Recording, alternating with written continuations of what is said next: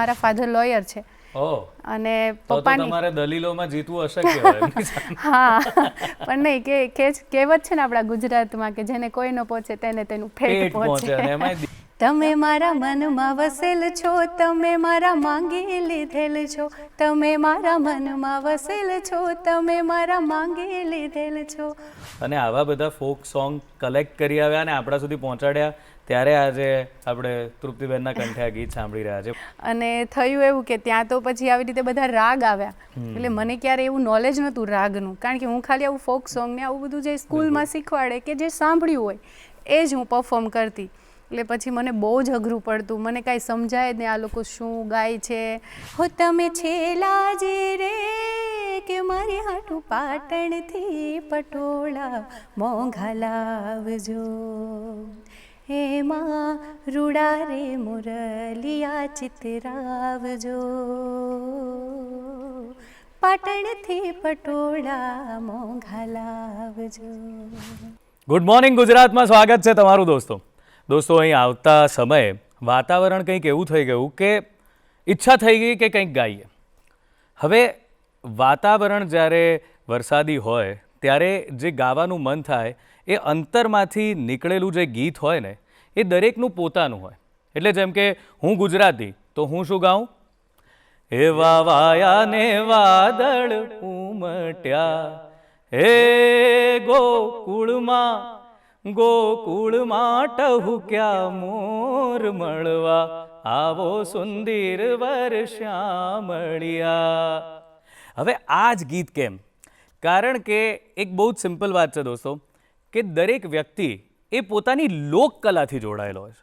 જ્યારે ખરેખર દિલથી ગાવાની ઈચ્છા થાય ને ત્યારે એને પોતાનું લોકસંગીત, નાચવાની ઈચ્છા થાય ત્યારે લોકનૃત્ય, અને જો કોઈ નાટક જોવાની ઈચ્છા થાય તો એ લોકનાટ્ય જ યાદ આવતું હોય છે. એવું કહેવાય સંગીતની ભાષામાં કે શાસ્ત્રીય સંગીત એટલે 80% સુર 20% શબ્દ, એટલે એક જ લાઈન હોય તો એકાદ કલાક ગાઈ શકાય. એ શાસ્ત્રીય સંગીતની મજા છે. સુગમ સંગીત એટલે 50% શબ્દો પણ એટલા જ મહત્ત્વના સુંદર હોય છે, એના પર પણ ધ્યાન જાય, એક આખું ગીત બને અને એટલું જ સરસ રીતે ગવાવું જોઈએ. પણ લોકસંગીત એટલે 100% આનંદ, માત્ર આનંદની અભિવ્યક્તિ એટલે લોકસંગીત. અને એ લોકસંગીત માટે ગુજરાત ખૂબ જાણીતું છે, કારણ કે ગુજરાત બહુ રિચ છે, બહુ જ સમૃદ્ધ છે. એ લોકસંગીતની જે દેન ગુજરાતને મળી છે ને એ બહુ અદ્ભુત છે. પછી એમાં કેવા કેવા નામ આવે, હેમુ ગઢવી સાહેબનું નામ આવે, દિવાળીબેનનું નામ આવે, આ પ્રફુલ્લભાઈ દવેનું નામ આવે, આદિત્ય ગઢવી, કેટલા લોકોના નામ આવે. એટલે પેઢીઓની પેઢીઓએ લોકસંગીતમાં કોન્ટ્રીબ્યુશન આપ્યું છે. એમણે કંઈકનું કંઈક એવું આપ્યું છે જેના લીધે લોકસંગીતને એક નવી ચમક મળી છે. અને એ જ ચમકને નિખારવા માટે આજે આપણા સ્ટુડિયોમાં એક એવા મહેમાન છે કે જેમની વય ભલે નાની છે પણ સફળતાઓ અને એમના જે સંગીતની જે મજા છે, જે આનંદ છે, બહુ અદ્ભુત છે. એમનો અવાજ તમે સાંભળો ને તો સીધો દિલમાં ઉતરે એવો છે.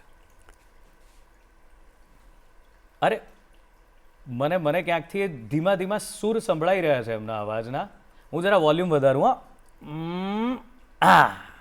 હવે કાળી વાદળડી તુને વિનવેર બે ઘડીક નાચી લેને રંગ મોરલા, કાળી વાદળડી તુને વિનવેર બે ઘડીક નાચી લેને રંગ મોરલા, હો જાય છે મારી સૈયરુનો સાથ રે રંગ ભર નાચી લેને રંગ મોરલા, જાય છે મારી સહેલીનો સાથ રે રંગ ભર નાચી લેને રંગ મોરલા.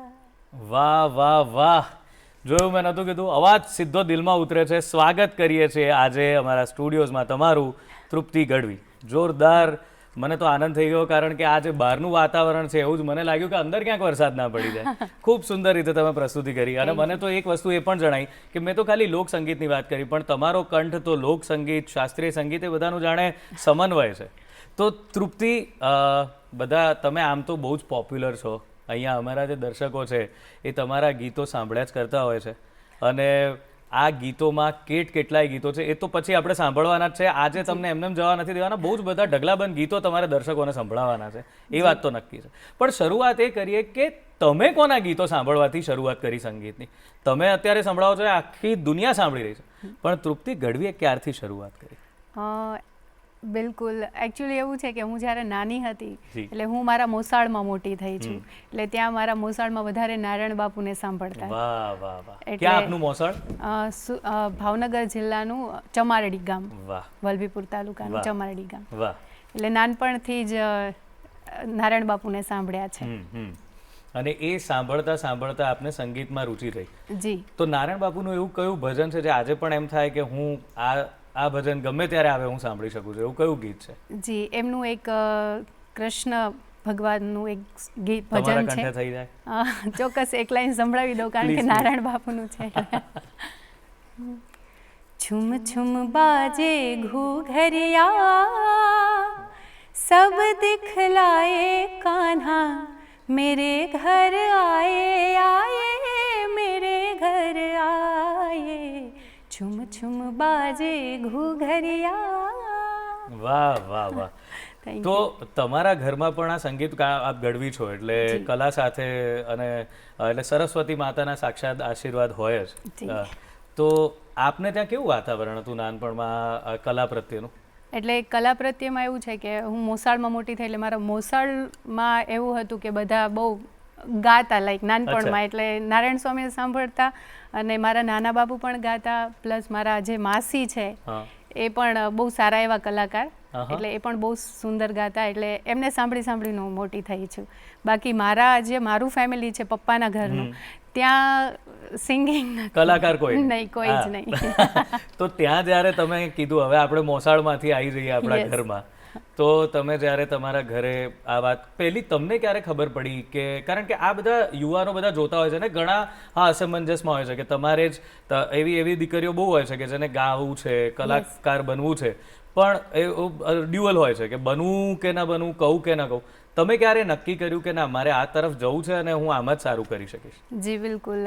એવું છે કે આપણે જ્યારે નાનપણમાં હોઈએ ત્યારે બિલકુલ સ્કૂલમાં આપણામાં શું કલા છે આપણા શિક્ષકને વધારે ખ્યાલ આવે કે બાળકમાં સ્ટુડન્ટ ભણવામાં વધારે હોશિયાર છે કે કઈ કલામાં, કે ડાન્સમાં છે કે પછી સિંગિંગમાં છે. એટલે નાનપણથી મને ડાન્સનો પણ એટલો શોખ હતો અને ગાવાનો પણ ગઢવી હતી એટલે મને વધારે ગાવાનું જ આપી દેતા, એટલે પછી નાનપણથી એવું થયું કે હા મારું ગાવાનું સારું છે.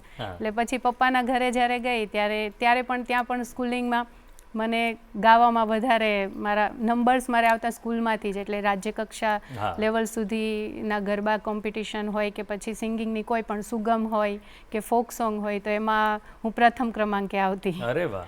એટલે પછી એમાંથી ઇન્સ્પિરેશન મળી કે મારે સિંગિંગ કરવું જોઈએ. સો પપ્પાને મેં વાત કરી પણ પપ્પાએ ના પાડી. અચ્છા. કઈ રીતે કન્વિન્સ કર્યા પછી? એટલે એમણે તો ચોખ્ખી ના જ પાડી હતી કે નથી, ગાવાનું નથી એમ, કારણ કે અમારા સમાજમાં એમ દીકરીઓને એટલે દીકરાઓ બધા ગાય છે. બિલકુલ બિલકુલ. અમારા સમાજમાં દીકરાઓ બહુ જ આગળ છે સિંગિંગ લાઈનમાં, પણ દીકરીઓને એટલું બધું હ્યુજ પ્લેટફોર્મ નથી, બહાર નથી નીકળવા મળતું ને એટલા માટે. સો ના પાડી, પણ પછી તો પપ્પાએ કીધું કે તને ભણવું હોય, તને આટલી બધી જીદ કરે છે તો તને ભણવા મોકલું પણ પ્રોફેશન નથી બનાવવાનું. સો મેં કીધું ઓકે. પછી મને ખ્યાલ આવ્યો કે વડોદરામાં આવી કોઈ મ્યુઝિક કોલેજ છે. યસ, ત્યારે મને ખ્યાલ નહોતું કે આવું ગાવાનું પણ શીખવાનું હોય. એટલે પછી પપ્પાને એમાંથી કન્વિન્સ કર્યા કે ઓકે ફાઇનલી હું પ્રોફેશનલ નહીં ગાઉં પણ મને આનું ભણવા તો દો.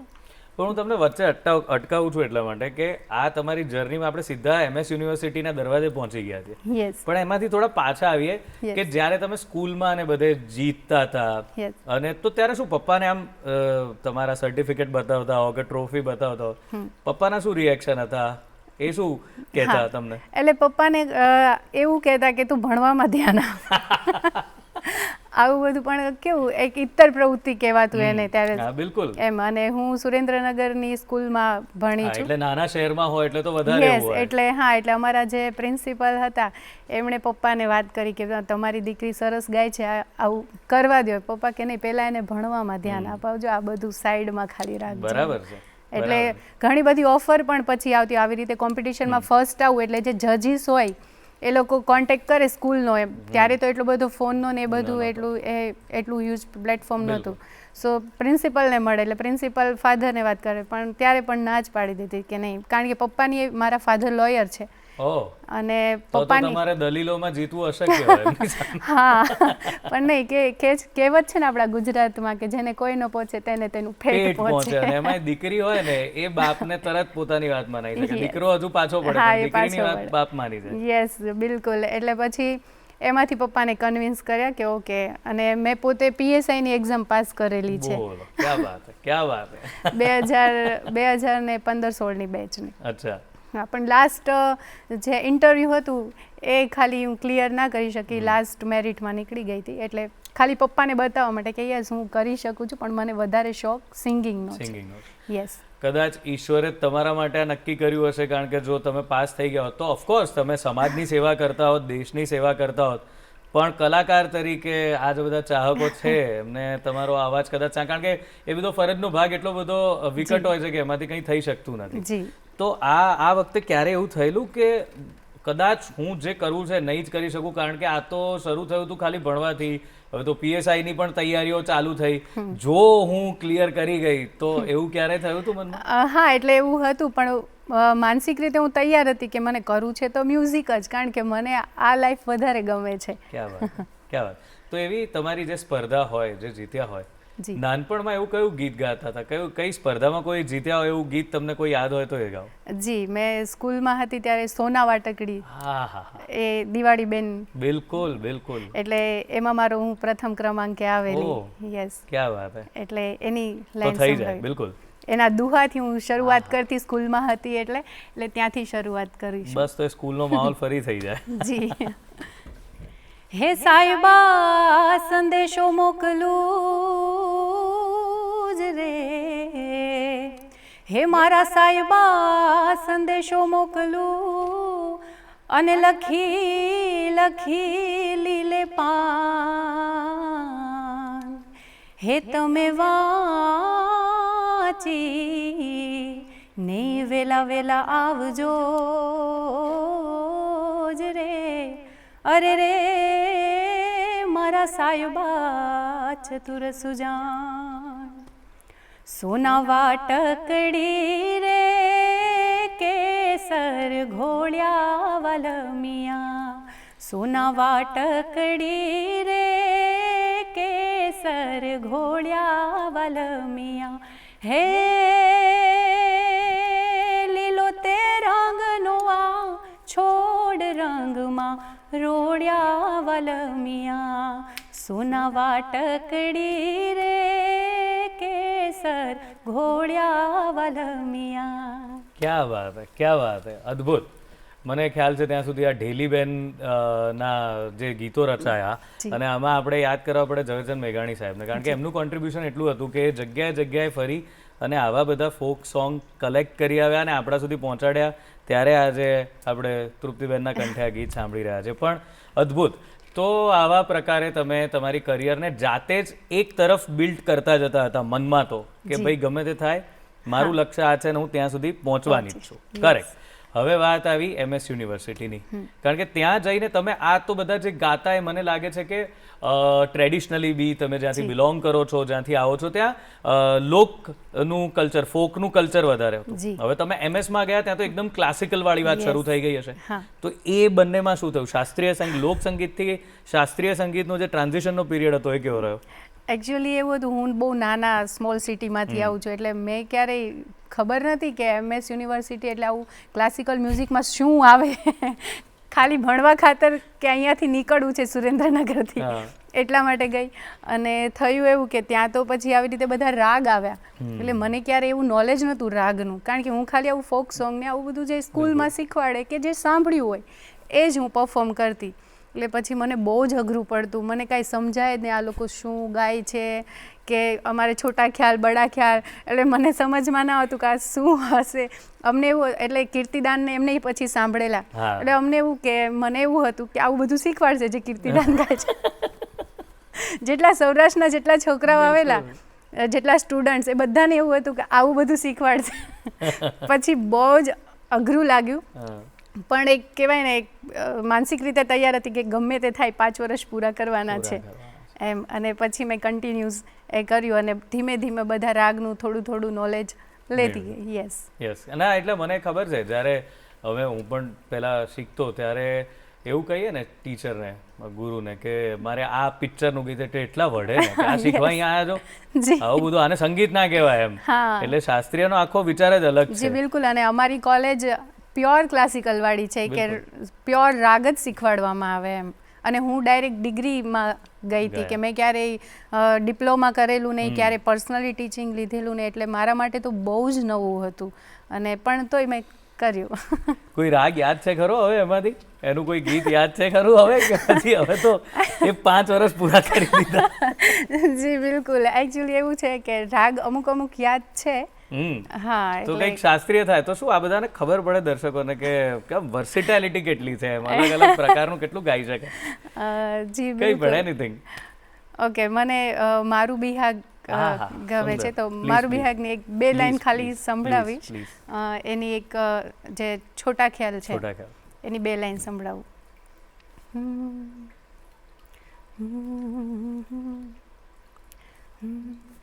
જાગું મેં સારી રહેના બલમાં, જાગું મેં સારી રહેના બલમાં, રસિયા મન લાગે નાહી મોરા, રસિયા મન લાગે નાહી મોરા, જાગું મેં સારી રહેના બલમાં, જાગું મેં સારી રહેના બલમાં. વાહ, તમને બધાએ કીધું જ હશે પણ હું કહી દઉં કે તમે જ્યારે બંને પ્રકારના ગીતો ગાઓ છો ત્યારે તમારો અવાજ બિલકુલ અલગ હોય છે. એટલે કોઈ એવું કહે નહીં, કારણ કે એવું હોતું નથી. પણ ઘણા મેં લોકગાયકો જોયા છે કે જે બીજું કંઈ પણ ગાય તો ખબર પડે કે આ છે બેઝિકલી લોકગાયક, આ લોકગાયક છે પણ આ સરસ ગાય છે. પણ તમારામાં તો જો ખાલી આ ગાઈને પણ જો શરૂઆત કરી હોય તો કહેવું પડત કે આપ લોકગાયક છો. તો આપને એક બહુ જ 2014માં આપે એક પ્રતિયોગિતા જીતી અને એ કદાચ એવો ટર્નિંગ પોઈન્ટ માની શકાય. તો એ શું હતું, કેવી રીતે એમાં અત્યારે ભણી લીધું હતું તમે? ના, હું ફર્સ્ટ યરમાં હતી. એટલે જનરલી ત્યાં પંચમહાલમાં થાય છે, પણ મેં ભજન રત્ન આવી બધી અલગ અલગ કોમ્પિટિશનમાં હું પાર્ટિસિપેટ કરતી. એટલે પછી આવું ખ્યાલ આવ્યો, એટલે મેં સોશિયલ મીડિયા ત્યારે થોડું હતું, આટલું બધું યુઝ નહોતું, પણ પછી એમાં મેં પાર્ટિસિપેટ કર્યું. મને વિશ્વાસ નહોતો કે હું આ પાર કરીશ. એમ જ રેન્ડમ આપણે ફોર્મ ભરતા હોઈએ બધામાં, એવી જ રીતે મેં પાર્ટિસિપેટ કરેલું અને ફાઇનલ સુધી પહોંચી અને ટોપ 3માં, અને પછી ટોપ 3માંથી જે ફર્સ્ટ, સેકન્ડ ને થર્ડ, તો એમાં મારું નામ ફર્સ્ટમાં હતું. વાહ, એટલે તમે સીધું પણ એવું કહી શક્યા હોત કે હું ફર્સ્ટ આવી, પણ તમે સરસ તમારી જર્ની બતાવી. તો એ કેવી હતી એ કોમ્પિટિશન? કેટલા લોકો હતા? શું તમને ત્યારે, કારણ કે આઈ થિંક આવા પ્રકારની આટલી બહાર જઈને પહેલી વાર કોમ્પિટિશનમાં ગયા હશો, તો ઘણા બધા અહીંથી પણ આવી બધી કોમ્પિટિશન્સમાં જતા હોય છે, તો શું તમને અનુભવ થયો કે કેવી રીતે અલગ હોય છે આમ સામાન્ય પ્રસ્તુતિ જે અત્યારે કરો છો અને એક સ્પર્ધામાં ગાવું, એમાં શું ફેર? સ્પર્ધામાં એવું હોય કે બહુ બધા સારા સિંગર્સ આપણી સામે હોય, એટલે બધાને જજ કરતા હોય ને કે કોણ વધારે, કોનામાં શું ક્વોલિટી સારી છે. એટલે બધાનું જોઈને ઘણીવાર આપણે નર્વસ પણ થઈ જતા હોય. શો હોય એમાં એવું ના હોય કે કોઈ આપણું કોમ્પિટિટર ના હોય, પણ જ્યારે કોમ્પિટિશન હોય ને ત્યારે આપણને થોડું નર્વસનેસ ફીલ થાય. અને ત્યારે તો હું ફર્સ્ટ યરની સ્ટુડન્ટ હતી અને પહેલી વાર આવી રીતે પંચમહાલમાં, ગોધરામાં જ ફર્સ્ટ ટાઈમ ગઈ હતી. મેં ક્યારેય ગોધરા જોયેલું બી નહીં, અને ત્યારે ગોધરામાં થઈ હતી આ કોમ્પિટિશન.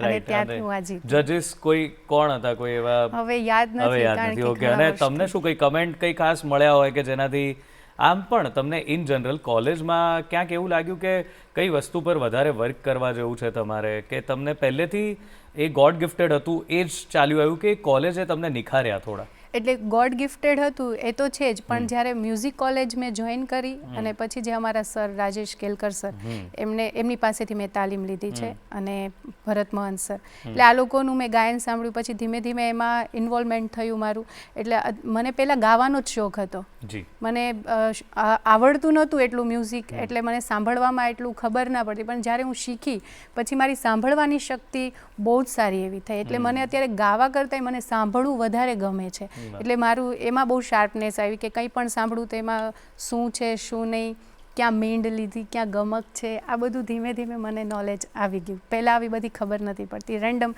ગાયું તો આપણે ગાઈ લીધું, પણ હવે હું એ બધું નોટિસ કરું છું. ક્યાં વાત. એટલે પેલું કહેવાય છે કે તાનસેન બનવા માટે પહેલા કાનસેન બનવું જરૂરી છે. એટલે જેટલું સંગીત સાંભળો એટલું જ સારી રીતે પ્રસ્તુત કરી શકો. જી. તમે જે આ વાત કરી, આ તો હું જરાક તમે છો તો જરા તક ઝડપી રહ્યો છું, કારણ કે મને એવું લાગે છે કે તમને કંઈ પણ હું પૂછીશ તમે એને પાર પાડી જ દેશો. તો આ તમે જે મીડ, ગમક, આ બધા શબ્દો ઓડિયન્સ માટે નવા છે, તો કંઈક ઉદાહરણ આપીને બતાવશો કે ગમક ગાવામાં કોને કહેવાય, મીડ કોને એ કહેવાય? હું અત્યારે નહીં કરી શકું બીકોઝ ક્લાસિકલ છે, મારા સર ને બધા જોશે, જોતા કંઈક હશે. મિસ્ટેક થશે મારાથી. એટલે એટલો ડર તો રહેતો જ હોય Yes, છે ને, ડર તો તમે ગમે બહુ જ. તે જગ્યાએ પહોંચી જાઓ, Yes. પણ ગુરુ તો તમે ગુરુ પકડી વાળે કંઈ પણ ભૂલ હોય એટલે. અને Right. હું અત્યારે મેં કોલેજ તો છૂટી ગઈ છે ઓબ્વિયસલી. પણ પાસ આઉટ થઈ ગઈ, પણ છતાં હું કોલેજની વિઝિટ તો કરતી હોય, સરને ઓહ. મળવા જાઉં કે મારું હવે કેવું મળીને ચાલી એમનું રહ્યું શું, છે. હવે એ શું કહેતા હોય છે? Sir, હવે એ તમારા ગીતો વગેરે સાંભળે છે? યસ સર તો એ શું કહેતા હોય છે? યા એપ્રિશિએટ કરે કે છોકરી બહુ જ સરસ કામ કરે છે. સારું, તો આ હવે કોલેજ તો તમે કરી, અને Yes. કોલેજથી એક પ્રોફેશનલ વાતાવરણમાં તમે જ્યારે આવ્યા, જ્યારે ગાવાનું શરૂ કર્યું, તમને લોકોએ રેકગ્નાઇઝ કરવાના શરૂ કર્યા, તો એ પહેલું સ્ટેપ શું હતું કે જ્યારે તમે પ્રોફેશનલી આ ફિલ્ડમાં આવી ગયા સંગીતના? એટલે સમજી નહીં. પહેલી વખત તમે એવું કંઈ ગાયું હોય, આ તો બધું તમે કાં તો સ્પર્ધા માટે ગાયું, કાં તો તમારા પોતાના શીખવા માટે ગાયું, યસ. પણ જે પહેલું તમારું ગીત કે ઓડિયો કે જે બહાર પડ્યો, લોકોએ જેને વખાણ્યો અને તમે એક ગાયક તરીકે લોકો સુધી પહોંચ્યા, એવી કઈ વસ્તુ હતી? યસ બિલકુલ. એ હું યુટ્યુબ પરથી, અચ્છા, યુટ્યુબ પર okay. મારા ઘણા બધા સોંગ્સ છે જે મિલિયન્સમાં અમુક છે મારા Yes, સોંગ. yes. એટલે એના થ્રુ લોકો ઓળખવા લાગ્યા, અને અત્યારે સોશિયલ મીડિયાનું પ્લેટફોર્મ બહુ જ મોટું છે, એટલે સોશિયલ મીડિયા થ્રુ મને મારી ઓળખ મળી. બરાબર છે, આ તો તમે બહુ હમ્બલનેસથી કહી દીધું. પણ પહેલું તમને એમ લાગ્યું, કારણ કે કોઈ પણ વ્યક્તિ માટે મિલિયનમાં વ્યૂઝ કે ફોલોવર્સ થવા એ બહુ મોટી વાત છે. યસ. શરૂ કર્યું હશે ત્યારે તમને આવો આઈડિયા જ નહીં હોય, કારણ જી. કે એ વખતે તો સોશિયલ મીડિયાને એટલી દોડ બી નહોતી કે જી. બધાને એવું હતું કે મારા ક્યારે હા. મિલિયન થાય ક્યારે. યસ. તો એવું કયું ગીત પહેલું મૂક્યું અને જેને એકદમ આમ રોકેટ સ્પીડ પકડી લીધી, એ કયું ગીત હતું? યસ બિલકુલ. મારું યુટ્યુબમાં મનુભાઈ રબારીએ લખેલું વાહ. એક સોંગ, તમે મારા મનમાં વસેલ છો, એ મારું 25 મિલિયન્સ છે. એ સોંગ પછી મેં બેક ટુ બેક મારા સોંગ આવું આપવાના ઘણા બધાનું કહેવું છે, તમે મારા મનમાં વસેલ છો તમારા માટે, તો એમના માટે સંભળાવી દો આ ગીત જરા પ્લીઝ. તમે મારા મનમાં વસેલ છો, તમે મારા માંગી લીધેલ છો, તમે મારા મનમાં વસેલ છો, તમે મારા માંગી લીધેલ છો. હો ગૌરી વ્રતના ઉપવાસ મેં કર્યા, મારી તપસ્યાના ફળ થઈને તમે ફળ્યા, દેવે દીધા છે વરદાન, ત્યારે મળ્યા છો તમે મને જાન, તમે મારા મનમાં વસેલ છો, તમે મારા માંગી લીધેલ છો. ક્યાં બાત હે!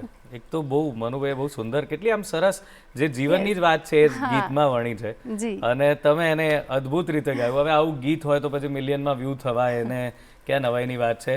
તો આપણે પણ એમના માટે એવું જ કહીએ છીએ કે તમે તો મનમાં વસેલ છો અને માંગીને લીધેલ છો. આપણે કીધું છે કે આવો જરા આજે સ્ટુડિયોમાં અને તમારા ચાહકોને તમારા અવાજથી, તમારા અંદાજથી જરા મંત્રમુગ્ધ કરો. તો બસ આ યાત્રા આવી રીતે ચાલુ રહેવાની છે. અત્યારે વિરામ લેવાનો સમય છે, તો મળીએ વિરામને પહેલે પાર.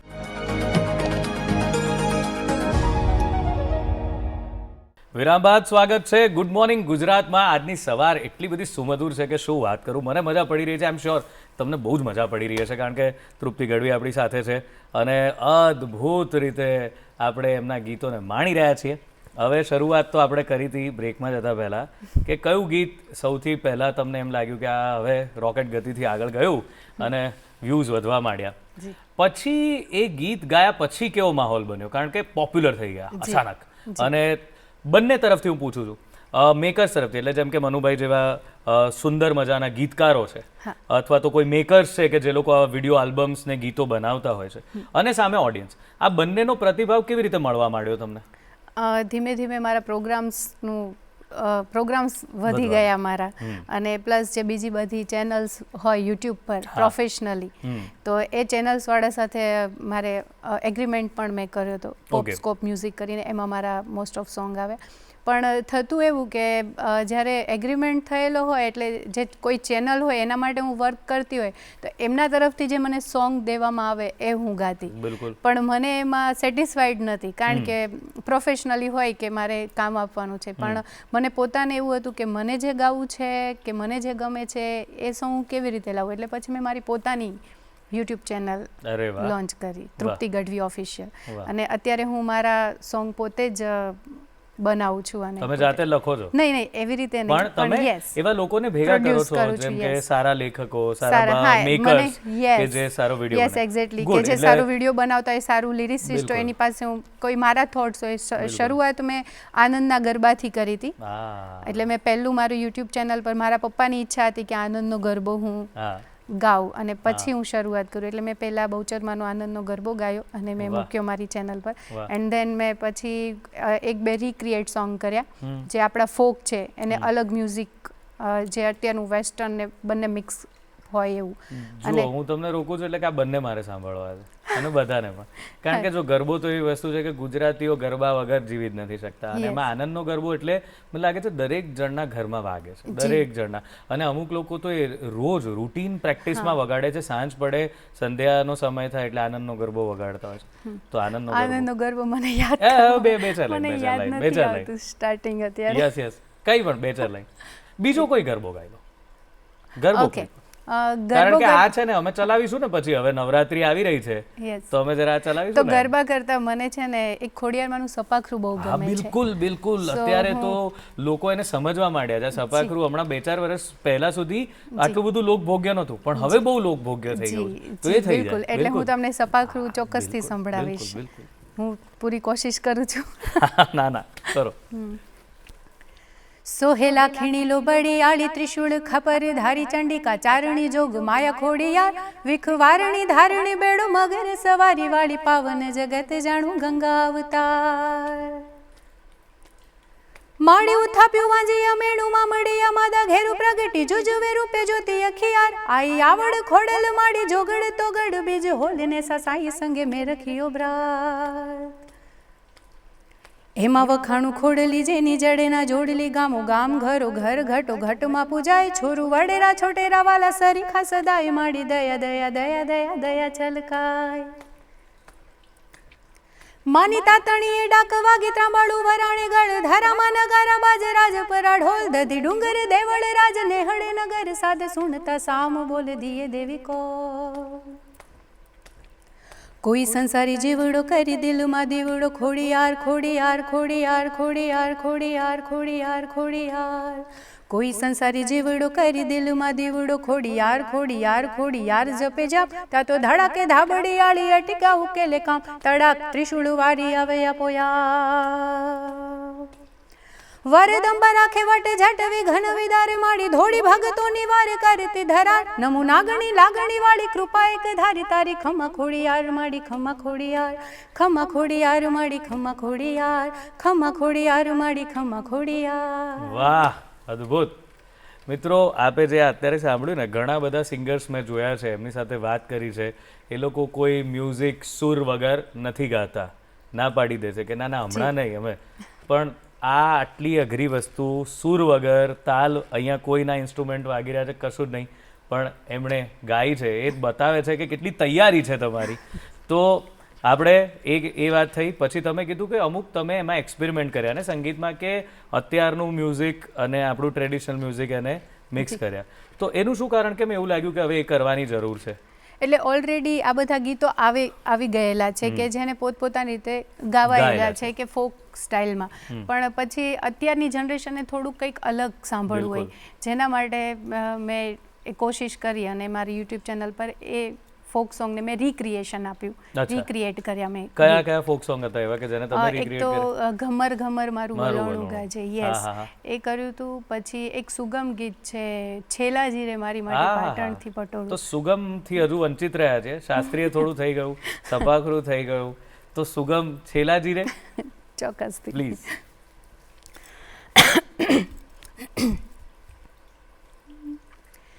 છેલાજી રે મારી હાટું પાટણથી પટોળા મોંઘા લાવજો હો તમે છેલાજી રે કે મારી હાટું પાટણથી પટોળા મોંઘા લાવજો એમાં રૂડા રે મુરલિયા ચિતરાવજો પાટણથી પટોળા મોંઘા લાવજો. ક્યાં વાત હે, ક્યાં વાત હે. તો આ રીતે તમે ગાયિકામાંથી પ્રોડ્યુસર પણ બન્યા, કારણ કે આ કામ તમે જે બધા કીધા તો પ્રોડ્યુસરના છે, એટલે તમે તમારી ચેનલને પોતે હેન્ડલ કરવાની શરૂ કરી. અને પછી તમને શું ફેર લાગ્યો તમારે પહેલાના કામમાં અને પછી? કારણ કે કામ બહુ વધી ગયું હશે, કારણ કે આ બધું જ ધ્યાન રાખવું અઘરું છે. પહેલા તો તમને કોઈ ડેટ આપે કે આ તારીખે આપણે શૂટિંગ કરીએ છીએ કે આ તારીખે સ્ટુડિયો બુક છે, તો તમે ગાવા જતા હશો. પણ હવે તો તમારે બધાને કહેવાનું હતું, તો એમાં શું કર્યું? તમારી ટીમ કેવી થઈ? શું કેવી રીતે આગળ વધ્યા? જી બિલકુલ, કારણ કે મારા પોતાને જ બધું કરવાનું હતું, એટલે સ્ટુડિયો પણ હું પોતે ડિસાઈડ કરું. પહેલાં સોંગ ડિસાઈડ કરું કે મારે કયું સોંગ ગાવું છે, પછી એના ઉપર વર્કઆઉટ કરીને પછી આટલા બધા સ્ટુડિયો છે અમદાવાદમાં, બરોડામાં, તો કોને આપવું કે આ સોંગ આ પ્રકારનું છે, તો આમાં કોણ મને ન્યાય આપશે મ્યુઝિકમાં. સો એ પ્રમાણેનો સ્ટુડિયો ગોતીને પછી એ સ્ટુડિયોનો કોન્ટેક્ટ કરીને ત્યાં પહોંચવાનું, ગીત ગાવાનું, પછી વિડીયો પાછો બનાવવા માટે એટલે ડિરેક્ટર એ ગોતવાના, એટલે અને પછી જ્યારે આવે ત્યારે બધા પોસ્ટર્સ માટે પછી મારે ઇન્સ્ટાગ્રામ પર મારે પોસ્ટ મૂકવાની, એના માટે કેપ્શન બહુ જ પાછું પ્રોગ્રામ્સ કરતું જવાનું. પાછું પ્રોગ્રામ્સ પણ હું પોતે જ પહેલાં હેન્ડલ કરતી, કે પ્રોગ્રામ્સના ફોન આવે તો હું પોતે જ હું જ મેનેજ કરતી.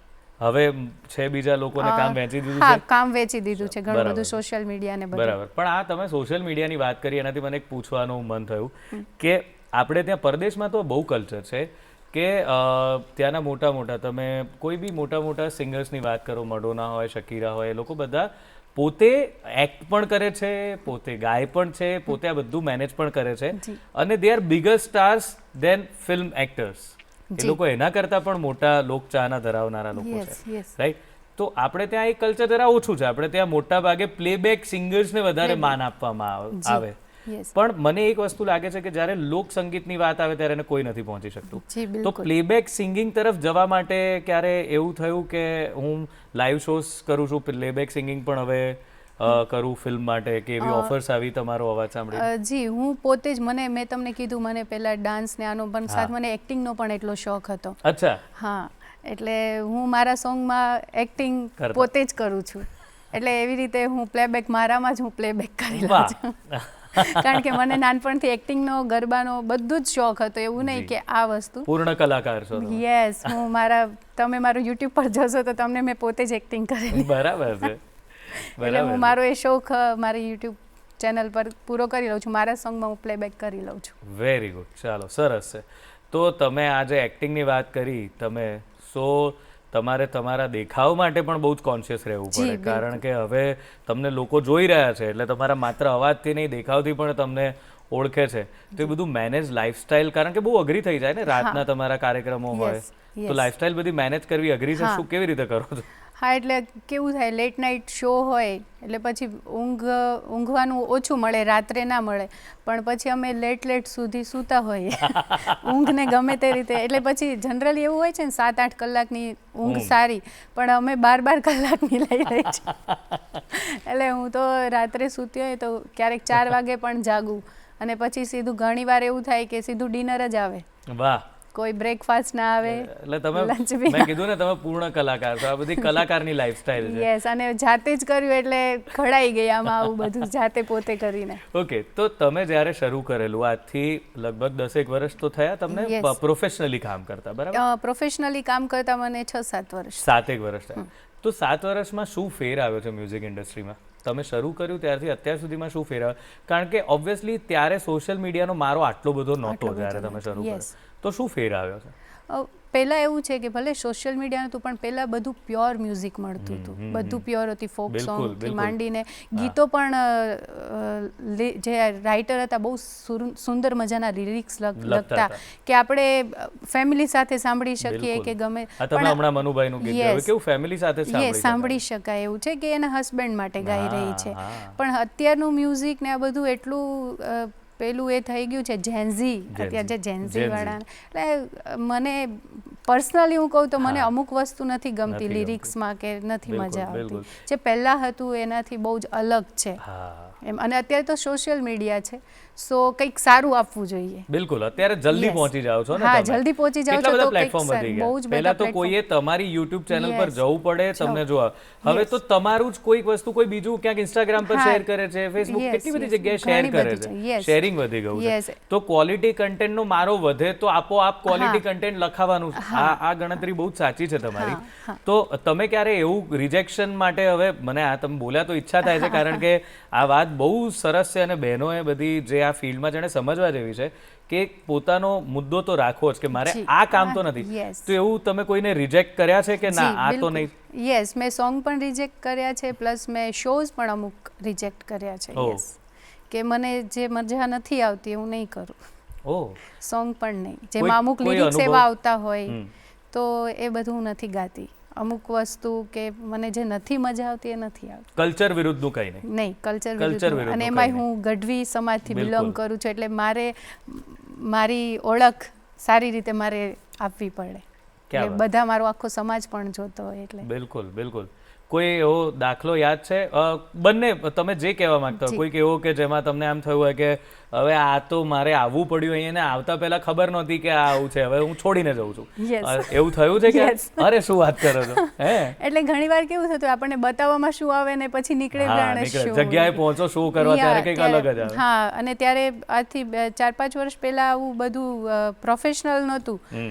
સો ઘણીવાર શોઝ આપણે જોયા હોય કે આ લોકોનું આવું જ સરસ કામ હોય છે, પછી આપણને શો મળી જાય, ત્યાં જઈએ ત્યારે ખબર પડે કે સ્ટેજ આ પ્રકારનું નથી, કોઈ વ્યવસ્થા જ નથી. કોઈ વ્યવસ્થા નથી. એટલે મેં રિજેક્શન કરેલું કે હું નહીં પરફોર્મ કરું અહીંયા, અરે વાહ. એમ આવી રીતે. કારણ કે મારું ક્યાંય પણ ફોટોઝ કે પિક્ચર્સ ક્યાંય બિલકુલ, મુકાય તો બિલકુલ. પછી એમાં પછી રેગ્યુલર એક છાપ ઊભી થઈ જાય કે આ આવા પણ શો કરે છે, હા, તો મારાથી નહીં એક થાય. સ્ટાન્ડર્ડ મેન્ટેન Yes, કરવાની વાત standard છે. આ maintain. પેલી એટલે લક્ઝરીની વાત નથી, પણ લક્ઝરીની standard- વાત નથી. પણ હા, standard maintain exact. કરવાની વાત છે. અમુક જોવું પડતું હોય છે શોઝમાં પણ. અને અમુક આ બાજુ એવું પણ છે કે સ્ટેજ પર ડાન્સર્સ બોલાવવામાં આવે છે, જે મને બિલકુલ પસંદ નથી. ક્યાં વાત છે. જે હું ક્યારેય નથી કરતી. Very good. કે નહીં, વેરી નો ગુડ. ડાઉટ તમે સ્ટેજ પર પરફોર્મ કરી રહ્યા છો તો પછી ડાન્સરની જરૂર નથી. યા તો તમે પછી ડીજે લગાવીને ડાન્સર્સ જ બોલાવો, સિંગર બોલાવવાની કોઈ જરૂર નથી. તમે નવું શું કરી રહ્યા છો? ગીત કયું નવું આવી રહ્યું છે? મારું નવું અત્યારે અમારા સૌરાષ્ટ્રમાં સાતમ આઠમનો મેળો ભરાય. આહા, યસ, તો મારું નવું સોંગ મેળા આ જ તક છે.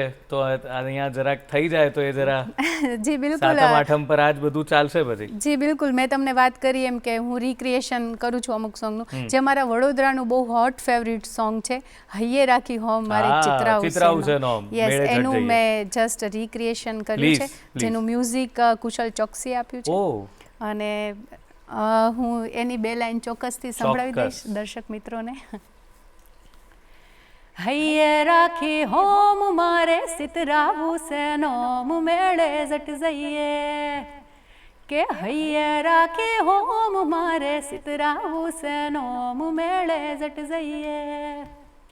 હે ગોમ નામણિયારા રૂડી બંગડીયું લઈ બેઠા જો, ગોમ નામણિયારા રૂડી બંગડીયું લઈ બેઠા જો, બંગડીનું હું કોમ મારે સિતરાવું છે નોમ મેળે જટ જઈએ, એ હૈયે રાખી હોમ મારે સિતરાવું છે નોમ મેળે જટ જઈએ. વાહ, ક્યાં બાત હે. બહુ મજા પડી. તો તમે એક ઉદાહરણ છો કે પોતાની વાતને સાથે રાખીને, મન મક્કમ રાખીને, પોતાની કલામાં વિશ્વાસ રાખીને જી. કેવી રીતે પોતાના સપનાને પૂરા કરાય અને એક જગ્યાએ પહોંચી ગયા પછી પણ પોતાના મૂલ્યોને ના છોડીને, પોતાના કલ્ચરને ના છોડીને કેવી રીતે નામ બનાવી શકાય. તો ઘણી બધી દીકરીઓ આ જોઈ રહી છે, ઘણા બધા ચાહકો જોઈ રહ્યા છે, તો એમને પણ આ પ્રેરણા મળશે અને તમારા સુરોનો આનંદ તો અલગ જ છે. તો ખૂબ ખૂબ આભાર. આજના એપિસોડમાં તમે આવીને અમને બધાને મંત્રમુગ્ધ કરી દીધા છે તમારા અવાજથી. Thank you so much. હું Thank પણ you. દૂરદર્શનનો ખૂબ ખૂબ આભાર માનું છું કે મને આવો સરસ મોકો આપ્યો તમારી સાથે વાત કરવાનો. Thank you very much. તો મિત્રો, બસ આજના એપિસોડમાં જરાક આ બધી સરસ મજાની સંગીતમય વાતો કરી છે. આવતા એપિસોડમાં કંઈક નવી રજૂઆત સાથે ફરી ઉપસ્થિત થઈશું. ત્યાં સુધી રજા આપો.